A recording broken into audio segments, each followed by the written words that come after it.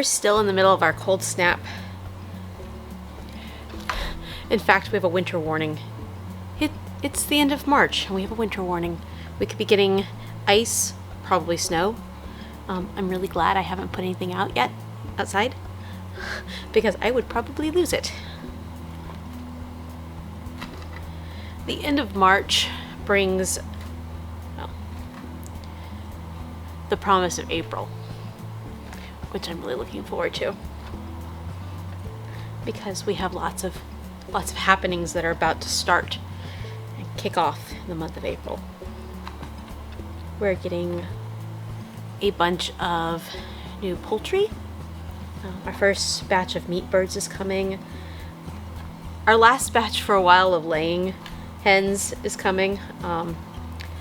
We ordered about 15 more hens for the hen house in hopes of expanding our egg-laying flock to include some more colored egg layers. So we got some cream-crested leg bar and some olive eggers, which I'm really excited about, and a few black copper marrons, which Everett really wanted to get. But this video is not about my coming chicken. Oh, there's ducks coming too. But that's not what this video is about. This video is altogether a departure from what I typically do.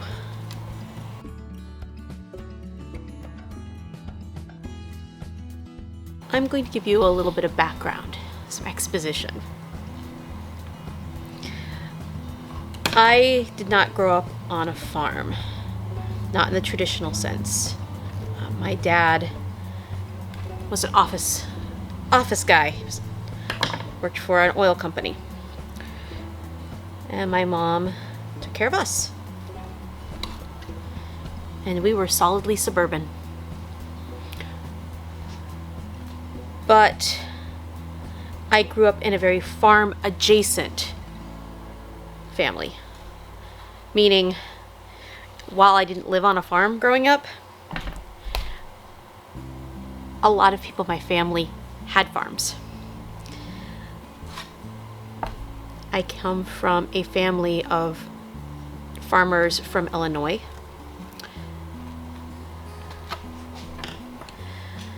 And as far as I can remember going back, my summers were spent living that farm adjacent life.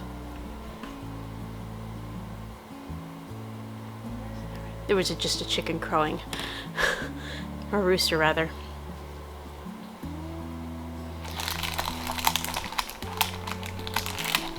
My grandfather's family, primarily his mother, that I spent a lot of time at her house. And his brother also was a farmer, so my great uncle. I think he raised soybeans. He definitely raised pigs. That's the one thing I remember. I remember my Uncle Jim and his pigs.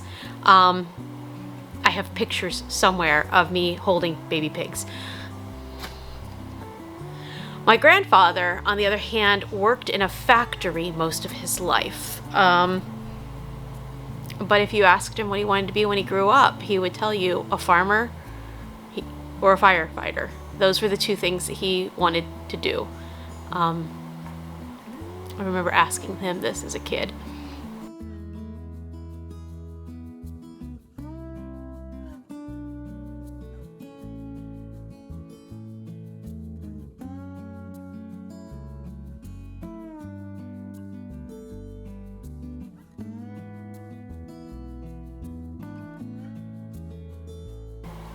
I think my grandpa always wanted to be a farmer.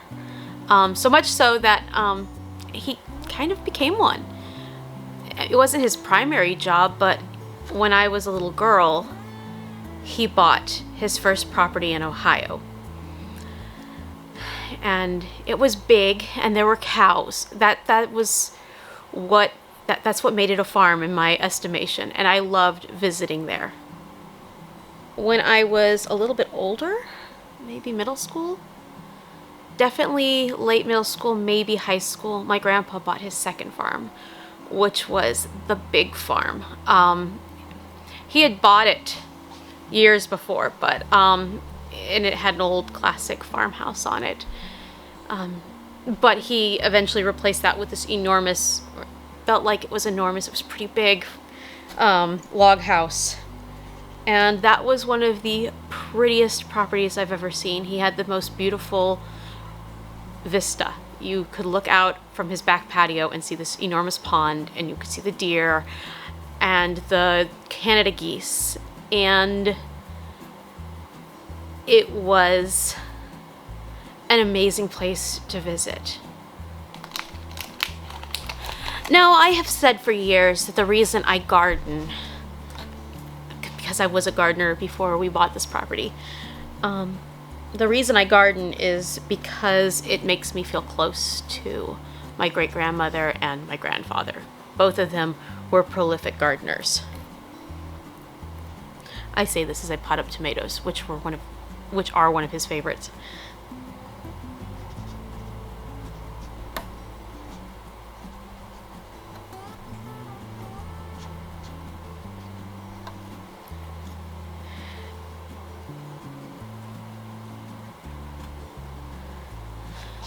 And I can honestly say that a large reason of why I wanted to leave the city and become a farmer myself was because of my experiences growing up adjacent to his farm.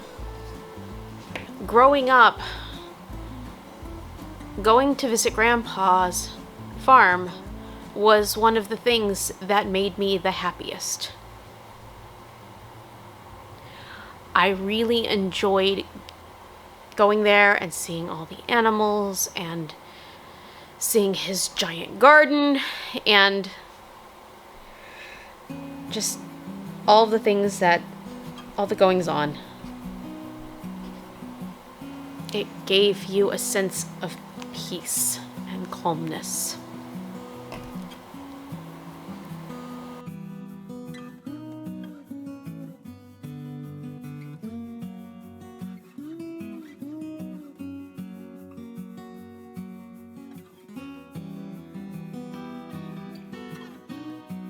When we moved to Houston, I stopped. We couldn't go to the farm quite as frequently, and I didn't go for a very, very long time. And my grandpa, one Christmas, I think I might have been a senior or maybe even in college at that point, my grandpa sent me a package for Christmas. Inside that package was a lamp. It was a little red barn lamp. And I was told that it was supposed to remind me to come visit the farm more often. I was lucky enough after Everett and I started dating to get to visit the farm with him so he could see what I had talked about all this time. And I say I'm lucky because shortly after that, Grandpa decided to sell it and move to town. And I get it. But it made me really sad.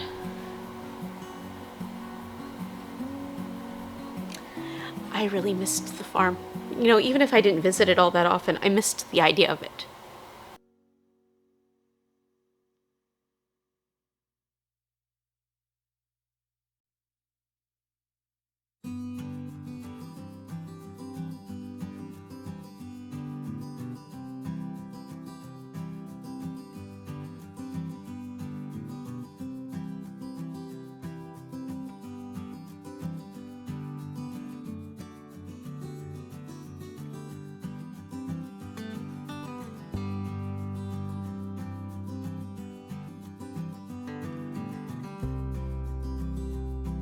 Which is how it came to be that my grandpa inspired us to do what we did. And I can honestly say, we would not be here if it hadn't been for all of the lessons and things that he showed and taught us and gave us. Because I think it was actually, he was about my age. He took a chance. He left the only home, the place he had grown up, the only town he had ever lived in, and moved hours and hours and hours away to another town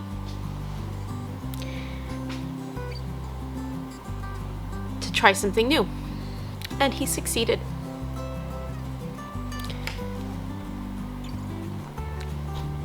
And by doing so, he taught me that big ideas should be listened to.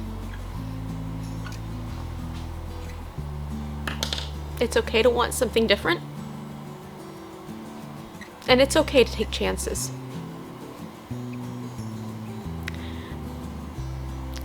My grandpa's a pioneer in so many ways.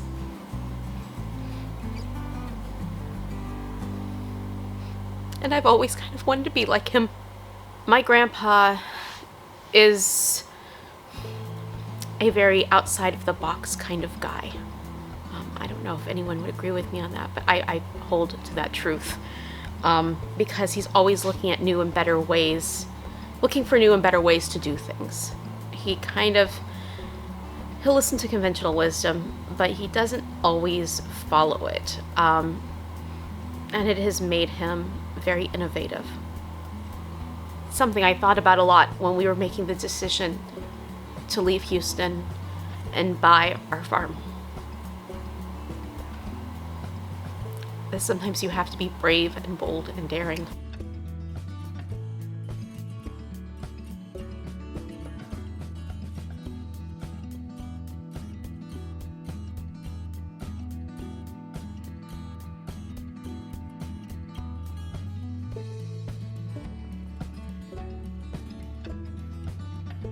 So happy birthday, Grandpa. We love you. Everett and I love you very much. We realize how very lucky we are that you're in our lives. Thank you for teaching us to dream big, but then to do something about those dreams and not just sit on them. You're the reason why this garden grows. Well, one of the reasons. I like to think I have something to do with it too.